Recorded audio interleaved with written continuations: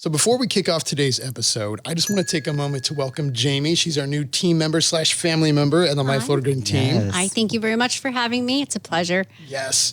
So real quick, what's the best thing that you've experienced since you've been a part of our team here? So far, since I've been here, it's the impact that we've had on the community and the patients that have walked in here. It's been very inspirational to see what we do for people. Thank you for sharing that. And I tell you, it has been transformational for myself and I think the whole team. So thank you for joining us today. And for all the listeners out there, anybody who's interested in getting different topics or hearing different things that we're talking about on our podcast, definitely make some comments in the comment section because we will, 1, reply and we will 2, respond with some really great comments and great content. Yeah. So let's talk a little bit about Kava today. So today we're going to do a little exploration on what is Kava and is it safe or not? Right. And Kava is used throughout the world for a number of religious and ceremonial reasons. And over the last couple of decades, we've seen Kava bars pop up all over the nation. They become very popular. It's often sought after for like a plant-based alternative to alcohol and other substances. So we're seeing that all over the place in the United States, and it's been used throughout the world. So today, what we're going to do is talk a little bit about the plant itself, some of the different pros of using it, cons of using it, and just a little exploration today. So first, let's talk about the first thing. What is Kava? Absolutely. So Kava is derived from a pepper, actually. A lot of people don't realize that. And you want to think something that's more closely related to black pepper, like the seasoning, rather than like bell peppers that we use for cooking. Okay. It's a dried pepper that is ground, crushed into a fine powder, and then they use that powder to either make tea or kind of like an alcoholic substance, like you were saying. And so it is something that's natural, but can have some varying side effects. Like you were saying, a lot of people use it as kind of like an antioxidant supplement or like a detox type of supplement. And you just want to be very careful with how much or how often, you're doing a detox or, relying on external supplements and so. I couldn't agree more. Like, I think that's something that we should all be more mindful of. What are we putting in our body? How is it affecting us in the short term and long term? Right. And I think that's good that we're having this conversation because we are seeing it more popular in today's world, or at least in the nation and the United States. Especially in Florida. Exactly. And that's why we're having, like you said, having this conversation. It's a little outside of our area of expertise, outside of our comfort zone. Sure. Obviously, we kind of specialize in the cannabis. But like you were saying, it's something that's kind of considered to be a more natural alternative, is kind of working its way into the holistic space. And so we really wanted to do some research and kind of really get clarity on what it is and what are some of the long-term side effects of using Kava. Yeah, exactly. The plant is called, and if I get this wrong, please don't shoot me, but it's Piper methysticum, I believe. Yep. Yeah. And it's the ground up root of that, which I thought was pretty interesting. So it's a native plant in the South Pacific Ocean, right? Mm-hmm. Yep. So kind of talking about that, right? Like, what are some of the different, let's explore some of the different uses, like ceremonial, religious uses that we've discovered throughout the... And this is one thing I actually really wanted to kind of hear what you had dug up. I know that there's one custom in, I think it was Australia, where they use it as, and it's specifically to celebrate joining ceremonies. So whether that's like different tribes coming together or whether that's a marriage, whether it's like a business congregation of, business people or whatever, it's used to celebrate the coming together of people. Like you said, it's used as kind of an alcoholic supplement. It tends to make people feel relaxed, a little more lethargic. But I know that you were doing some more digging into some of the other kind of ceremonial uses of it. I did. I thought it was kind of interesting. So just digging a little bit deeper on that. So it goes back to ancient times, right? And what they would often use it for, on top of what you just said, because they would use it for all kinds of things from, weddings, funerals, all kind of ceremonies. Like when they had dignitaries coming to the village, typically they would offer it to the dignitary that was in, and then they would give it to the village chief and then share it with the rest of everybody else. Mm-hmm. And the idea was because it had these very kind of euphoric, kind of calming effects. But some other interesting uses I thought was interesting is they use it in conflict resolution. So if two villages were kind of about to go to war, or they were having big conflicts over things, well, they would bring people together, the potentially warring tribes together, right? And they would sit them down and they would give them in high doses. They would give high doses of this elixir they would make with it. And it would kind of calm and relax them a bit. And from what I read, it would often lead to conflict resolution without war. Right. That's very interesting. Yeah. That is really interesting. So I thought that was kind of an interesting alternative way to use it. So combatants would kind of like, before it got to combat, they would be able to kind of resolve everything. Maybe we need to give it to our Congress, but let's not get too into that. So let's talk about some of the pros of using kava, right? So we know how they use it in ancient times and kind of have an idea of how that was used. What are some of the pros of using it? What are some of the positives? It relaxes you. Can help with sleeping. Can cause some sleepiness. So if you're struggling, can help you get off to sleep.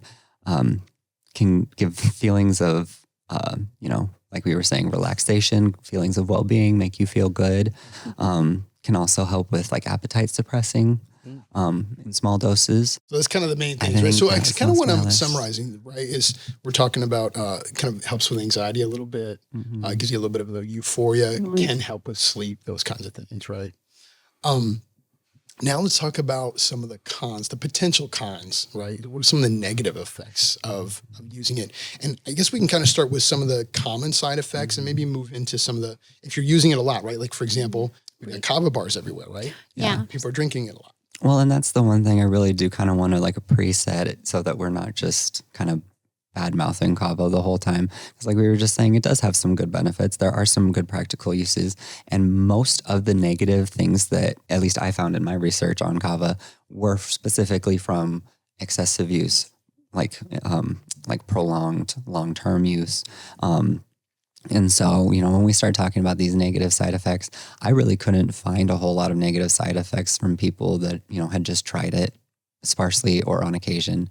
It was really because of like a buildup of kava in the system. That makes sense. And and it's funny you mention that because some of the things that I was looking up too is the more processed it becomes, that's when it becomes, at least some of the studies that they found, and I got to say, so the studies I did read, they did say there more research needed to be done, but they did say though that the more processed they found it, it actually led to bigger side effects.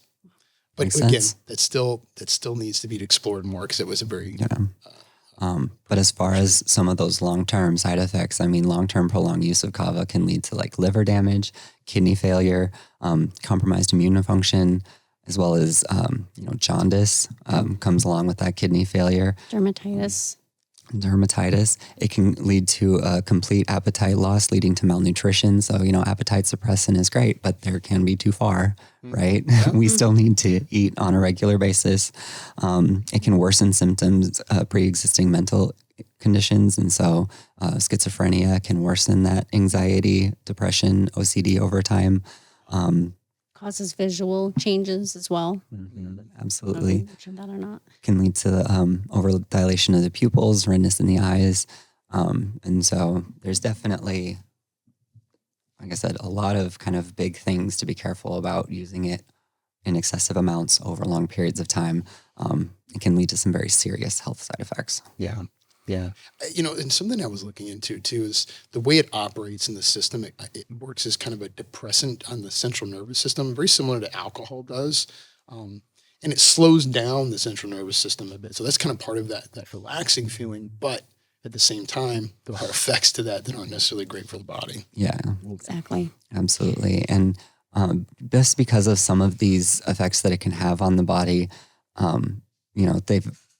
in my research, it kept saying that, there's no proof, there's no evidence to say that kava itself is physically addictive, but having a big shock to the system like that can lead to, other complications. And so they do recommend if you're going from a heavy kava routine, don't cold turkey and try to stop with medical supervision. So at least, talk to your doctor, let them know that you're, easing up, just so that you have someone on hand to help. That's a really good point. Because one of the things I read about it as well is that it interfaces with your GABA receptors, which is the same receptors that opioids react to. Yeah. So that's just something to kind of consider because, with opioids, they obviously operate a bit differently because when they grab onto those receptors, they don't really let go. Yeah. That's where the physical addiction starts to come in. And I'm not saying this is what Kava does, but it does interface with the same receptors and something you just want to be aware of.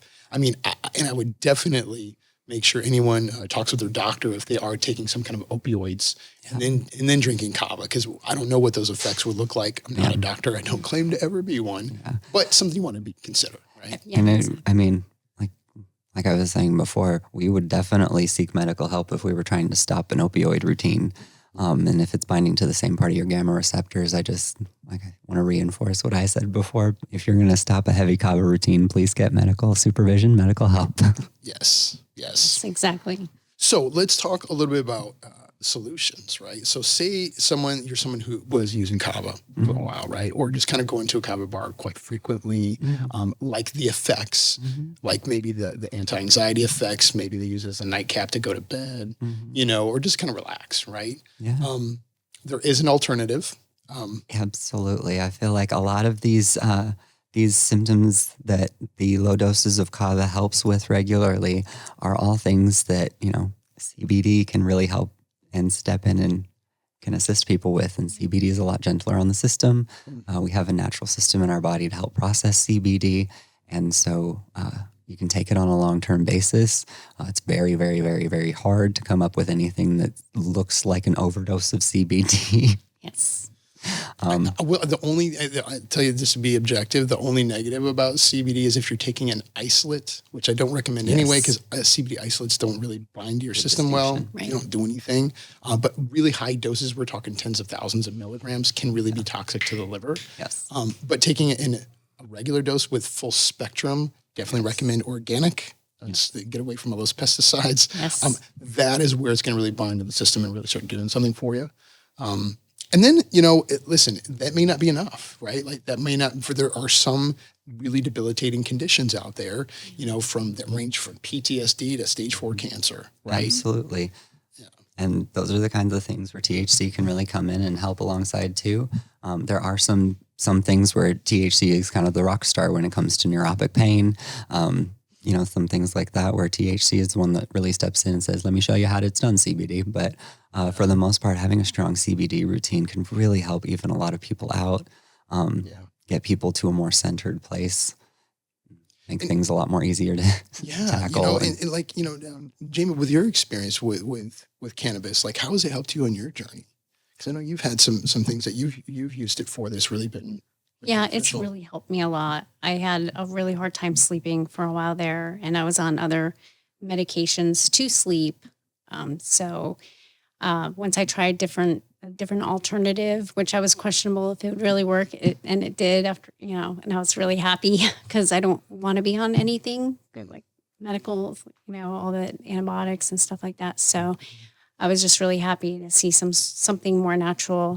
I know my body's not going to need more stuff because I'm on that. So it's all nice and healthy for me. So it's nice to take care of a couple of symptoms without creating more for yourself. Exactly. Yeah. Exactly. I mean, then we end up chasing it, right? Like, and that's what traditionally happens with synthetic pharmaceuticals, right? You take one pill, it leads to side effects, more pills. Exactly. More side effects, more pills. You keep stacking pills, and guess what? We don't feel any better. Yeah. Yeah. And your whole medicine cabinet is full of stuff. And you're like, what is all this stuff? Yep. So, and not to mention what those pharmaceuticals are doing to your gut flora, right? Oh, Which, yeah. they say that your gut is your second brain and having a healthy gut flora is important, but that kills a lot of it. Where some of those medications will. I'm not a doctor, but again, I just common knowledge. It does. I was on prednisone years ago, and it destroyed my whole, my stomach. So basically, that did more damage to me than anything else at the time. So, I'd rather be on things that are more healing and more natural. That's not going to cause more problems in the future. Yeah. So.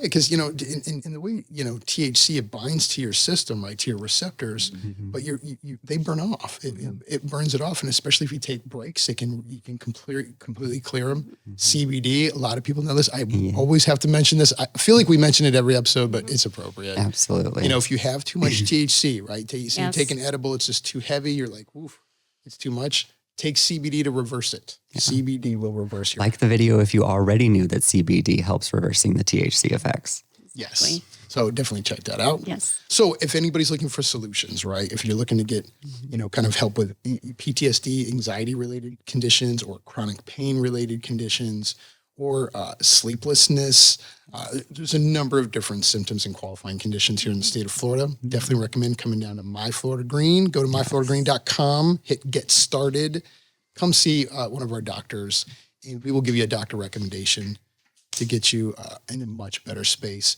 without something that's going to cause a lot of side effects. Absolutely. And remember to like, comment, subscribe. Add to those comments so we can add to some great content here.